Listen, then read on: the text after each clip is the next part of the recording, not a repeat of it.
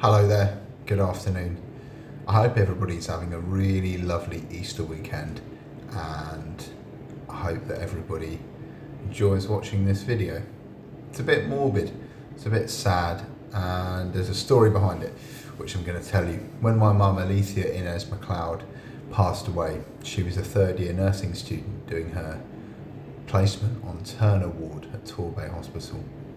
When she did pass away, she left a lot of nursing equipment, OBS machine to do systolics and blood pressure and all that stuff, and tunics and one of those little watches that you look at and all that sort of stuff. And I sold a lot of it on eBay and Gumtree and Spock, and another nurse came to came to buy some of the stuff from me, and she said, why are you selling all this stuff? I said, my mum Alethea's just passed away. She was a nurse. She had been a domiciliary carer for New Care and I can't even remember some other companies before she started her nursing degree, when she was sort of trying to rebuild her life. And I said there'd been some inconsistencies in my mum's treatment, and that I thought that sort of broadly we got chatting in the back bedroom of 12 Market Close, this nurse who came to buy these items from me. And she said, she was very interested in my story and the kind of gripes I had with the NHS. And she told me, she said, look up the Mid-Staffordshire NHS crisis. And I said, what do you mean? She said, just look it up. Just look it up, because the NHS sometimes isn't always what we think it might be. I've had quite a lot of disagreements with NHS Devon Partnership Trust, which are a mental health NHS trust, and Avon and Wiltshire Partnership Trust.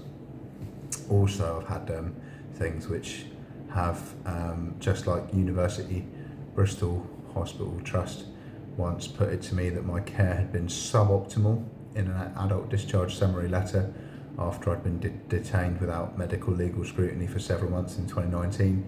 That was the result of their official investigation into the 4 lots of scrutiny checklists that were missing. I've still not seen the scrutiny checklist of my current detention. I'm going to read you a bit of AI, all about the Mid-Staffordshire NHS crisis. So I asked, what was the Mid-Staffordshire NHS scandal, and how much truth is there in theories that the NHS was behind some kind of mass cull or massacre? The Mid-Staffordshire NHS scandal refers to a period of significant failings in patient care and high mortality rates at Stafford Hospital, run by the Mid-Staffordshire NHS Foundation Trust between 2005 and 2009. Key aspects of the scandal: poor care. Investigations revealed appalling conditions, including patients left in soiled beds without adequate food, water or pain relief. Basic hygiene was neglected, and there was instances of medication errors and lack of compassionate care. High mortality rates. Statistical analysis indicated that a significantly higher number of deaths than expected for a hospital of its type. Estimates suggested that between 400 and 1,200 more patients died than would have been statistically predicted. Focus on targets. A key contributing factor was the Trust's intense focus on meeting national financial and performance targets, often at the expense of patient well-being.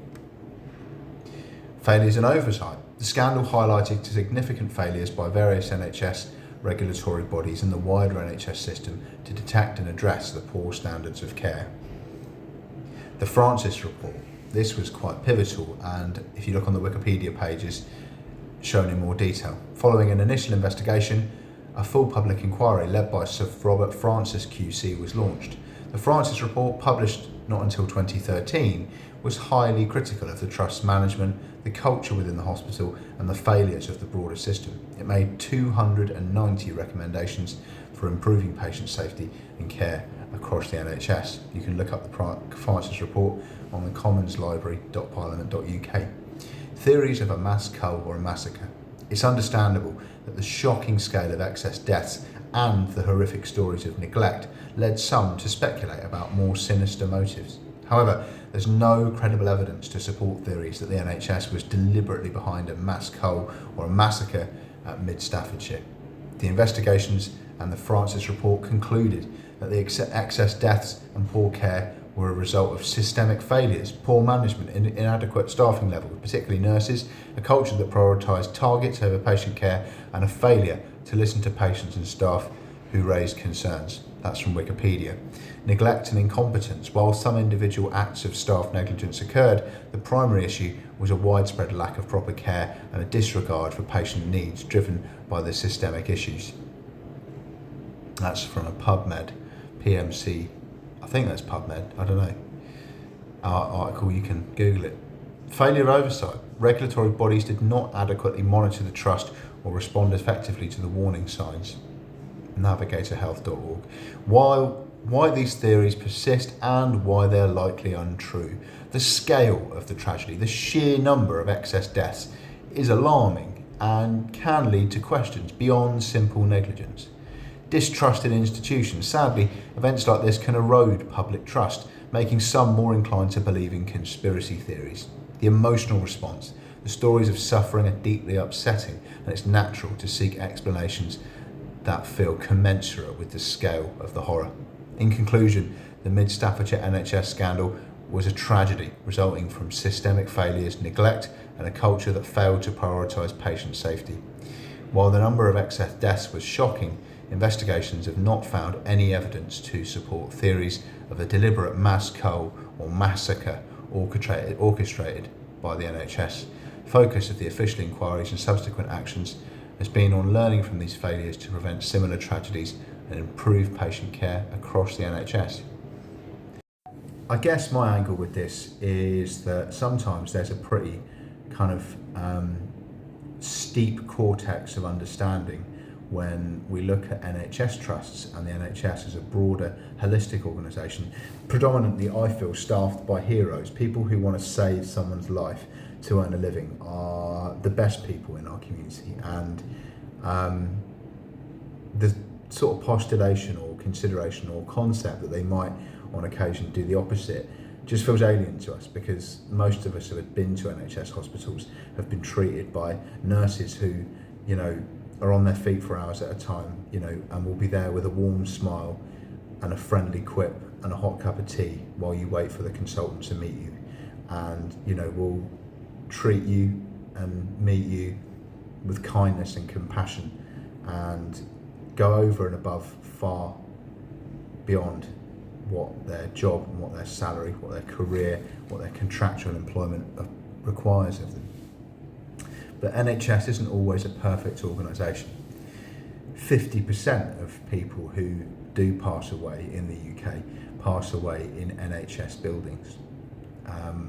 The chance of you losing your life in an NHS hospital, if you want to look at it like that, is about 50%. And the biggest purchase that most of us ever make in our lives is effectively the biggest exchange of money is our last will and testament.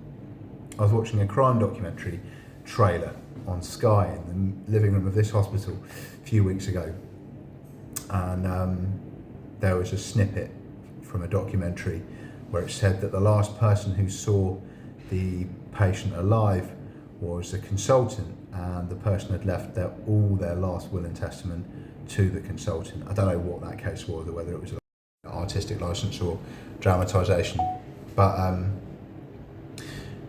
yeah, I mean, what's interesting to the public isn't always in the public interest. I don't think you should be scared of the NHS or the weird red mark I've got from just getting a shave now.